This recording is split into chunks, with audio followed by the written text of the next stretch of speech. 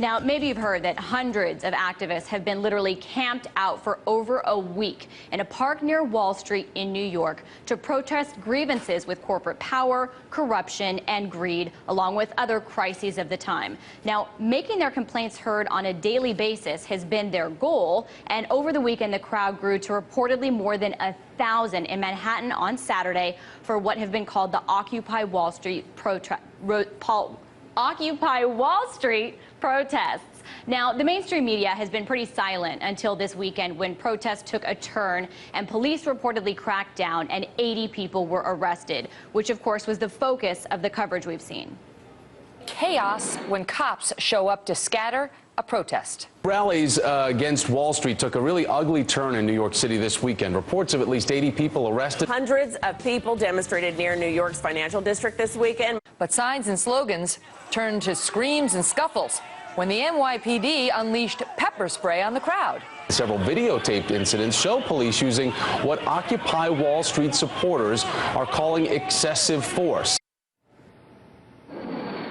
So the mainstream media has finally started paying a little attention to the violence. But this has not been a top story, nor is it today, despite the protests happening in the backyard of the major domestic networks. I want to just recall about a month ago. You do remember that late August, when an East Coast earthquake that registered no major damages or fatalities and was barely felt in New York City inspired cable news live coverage literally all afternoon. We haven't seen network or cable news reporters out on the streets going live over Occupy Wall Street. And the networks clearly have no excuse as far as access is concerned or resources, as our little earthquake anecdote shows. But I guess that hundreds of protesters out on the streets, camped out on Wall Street, protesting inequality during a time of persistent high unemployment and record poverty for Americans in this country, while corporations and Wall Street retain their power and the country's richest 1% are taking home a growing share of the wealth.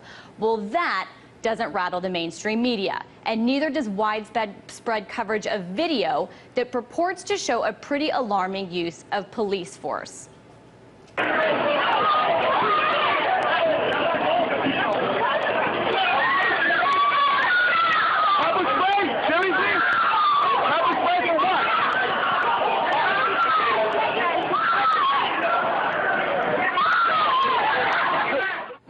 So those were girls reportedly, according to that video, being pepper sprayed. It didn't look like they were doing much to get that punishment. Now, to be fair, the local ABC affiliate in New York showed some of it. And Megyn Kelly on Fox, as you saw earlier, used it as an excuse to debate police force and question if these girls were faking it. That was her question. Now, where is the national coverage examining what activists allege was a crackdown on peaceful protesters in a country where freedom of speech and assembly is a right? We got an explosive debate from Megyn Kelly, but thoughtful discussion on the infringement of protesters' rights, not so much. And where's the honest discussion and coverage of what these people are protesting in the first place?